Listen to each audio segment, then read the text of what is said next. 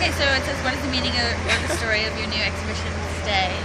It's interesting because we worked with Jennifer Swan and Marina on this program, but really the song is about two broken people. I mean, two people who love each other but just can't get their timing coordinated, so they keep missing each other for whatever reason and whatever circumstances. And so I think they're just two very vulnerable, emotionally disturbed people.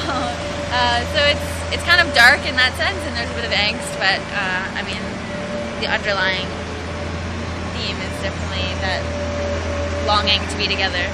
Yeah,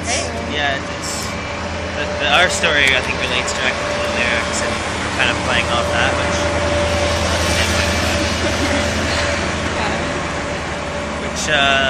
when we first, this was a fun exhibition for us because it was our first one we've ever done with Jen Swan, and we kind of collaborated with Marina as well, but we kind of dove into more of the meaning, and it's not just skating, which is fun for us as performers. Okay. What costumes do you regret the most? I can remember the costume I regret the most. The pink one?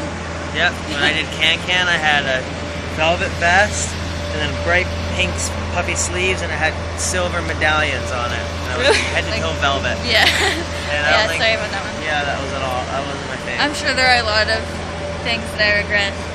Yeah. I can't think of one off the top of my head. Maybe that many. I mean, there's been ones that other people make you wear. That's true. You pretty much That's have true. good sense of style. After Jean-Marc General. Yeah. When we went to Montreal to work with Jean-Marc, well, we met him, interestingly enough, 2003. 10 years ago. Really? He and his wife, France, did a seminar in Waterloo when we were really young, and they made such an impact on us. I remember just taking to heart all the little lessons and at that time for us, learning about leading and following, although I obviously didn't take that. Didn't do a very good job of using learning that. You must have learned leading from Jean-Marc, and I learned how to follow from France. But he has such energy, and I remember watching him judge on the show, So You Think You Can Dance, and knowing him and just thinking, oh my gosh, like, he's the most energetic person I know, and wondering if that was at all an act for the show, or if that had been sort of magnified. And no, that's really how he is, right? That's just like in real life with him. And so we got to work in his studio and have dinner with his family, and they're just such it was great really people, special. And good friends, and he has a great vision. It was also neat to work with him because, first things first, we wanted to figure out, okay, what costumes? Who is your character? What kind of hairstyle do you have? Is it late at night? Are you walking in the park? Are you inside? Are you outside? Where's the music coming from? I mean, all those questions before we even started moving, and he really painted a picture before he saw the movement come together. So that was kind of fun and different for us. Yeah. I can't nothing else to say about that.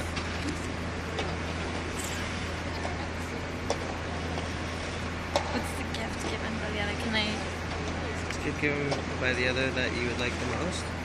Oh, I have two. That you like the most? Yeah, one was Scott for Christmas one year gave me a Marvin the Martian body pillow because he used to spend a lot of time in the car, and he wrapped it in wrapping paper, I think, or newspapers. Probably newspaper. And I took that thing everywhere with me. That was amazing. And it's funny because we often use, this is kind of a personal thing I've never really told anyone, but in training we often reference Marnie McBean, and she talks about filling your jar of rice. So every good thing you do, you're adding rice to the bucket, and sometimes when you have bad days, you're not necessarily taking rice out, but you're not adding any, but you still have the bowl of rice. So anyways. Oh my god, how do you do it? You've been through so much, and yet you still are as strong as ever, and you're still out there. I think it's the path that makes us so strong, I guess. Yeah.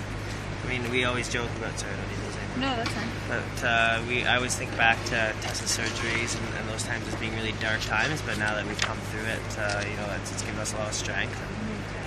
And then we needed it definitely this year going back.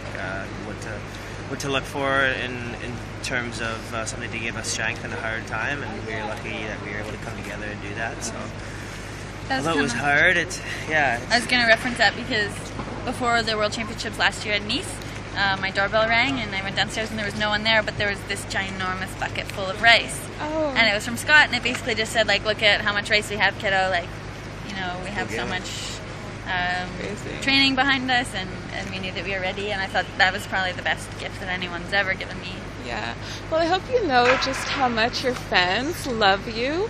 Every poll on our message boards about who the greatest ice dancer female is, you win. Oh, oh my gosh. You win in this contemporary season overall. Like, we always make you number one. And then not only do we vote, but we can actually explain why you are amazing.